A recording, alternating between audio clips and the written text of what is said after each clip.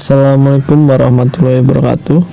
Perkenalkan, kami dari kelompok 4 akan mempresentasikan hasil diskusi kelompok kami yang beranggotakan saya sendiri, Reza Kurniawan, dan teman saya ada Zulfa Denita Istiati, Siti Nurhajana, Vina Alfia, dan Selitri Ayu Oktavia. Baik, di sini kami akan menjelaskan mengenai pelaksanaan merger, konsolidasi, dan akuisisi bagi badan usaha perbankan. Pengertian merger. Merger adalah penggabungan dua perusahaan yang ukurannya tidak sama dan hanya satu perusahaan yang lebih besar tetap survival, sedang perusahaan yang lebih kecil bergabung ke dalam perusahaan yang besar.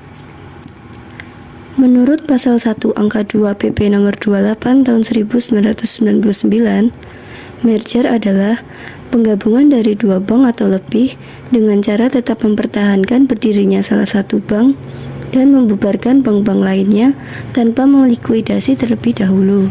Keunggulan dan kelemahan merger. Keunggulannya yaitu pengambil alihan melalui merger lebih sederhana dan lebih murah dibanding pengambil alihan yang lain.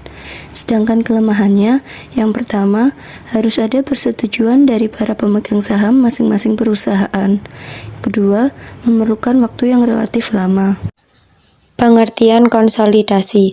Konsolidasi adalah proses penggabungan dua atau lebih perusahaan untuk membentuk satu perusahaan baru, tetapi dengan satu perusahaan sebagai pemimpin atau perusahaan utama. Perusahaan baru yang terbentuk memiliki struktur kepemilikan yang berbeda dengan perusahaan-perusahaan yang digabungkan.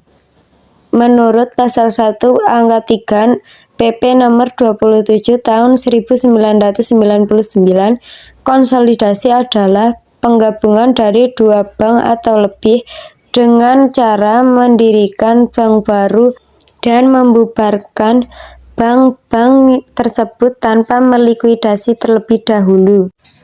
Ciri-ciri konsolidasi. Yang pertama, ada dua atau lebih bank yang meleburkan diri untuk membentuk bank baru.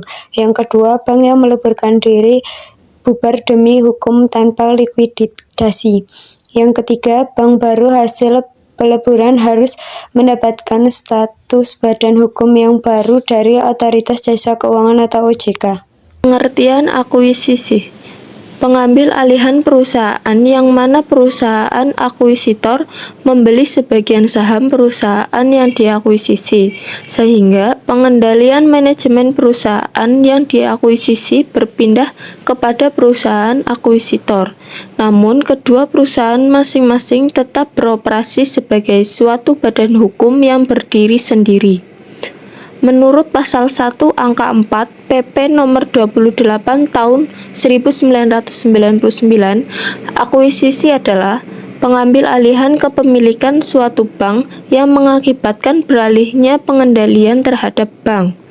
Pengendalian yang dimaksud yaitu kemampuan untuk menentukan, baik secara langsung maupun tidak langsung, dengan cara apapun, pengelolaan dan atau kebijakan bank. Contoh merger, konsolidasi, dan akuisisi.